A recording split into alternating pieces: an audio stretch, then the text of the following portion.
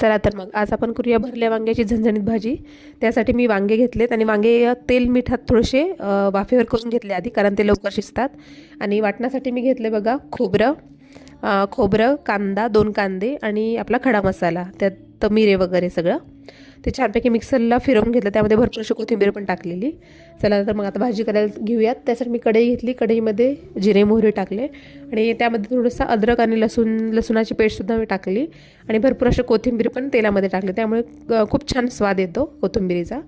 त्यानंतर आपण जे वाटण मिक्सरला फिरवलं होतं ते वाटण यामध्ये मी टाकलं। साहित्य मी मेन्शन केले। छानपैकी ते वाटण त्या तेलामध्ये छानपैकी मिक्स करून घ्यायचं। तशाने काय होते बघा, तुम्ही बघू शकता व्हिडिओमध्ये, छानपैकी त्याला तरी सुटायला सुरुवात होते। त्यानंतर आपण रेग्युलर मसाले टाकले, लाल तिखट, हळद, मीठ, चवीनुसार मीठ, कांदा लसूण मसाला आणि अर्धा चमचा काळा मसाला।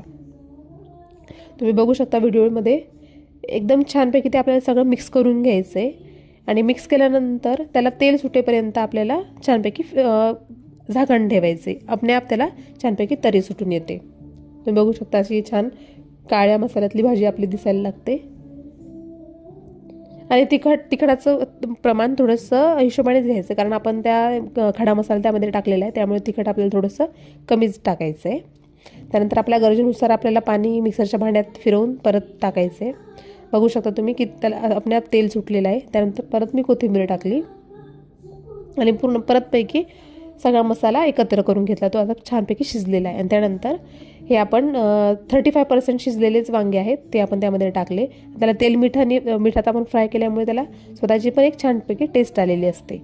त्यानंतर त्या मसाल्यामध्ये आपण मिक्स केलं छान त्या ग्रेव्हीमध्ये। त्यानंतर त्याला झाकण ठेवले।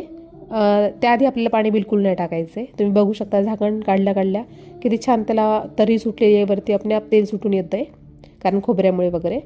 आणि बघू शकता आपली, आणि तुम्ही अशी सुद्धा खाऊ शकता, पण मला थोडीशी ग्रेव्ही हवी होती, रस्सा थोडासा, कारण मला भाकरीसोबत खायची होती, त्यामुळे मी त्यात पाणीसुद्धा टाकल्यानंतर। आणि चाकूने तुम्ही चेक करू शकता की वांगी चांगली शिजली आहेत की नाही म्हणून।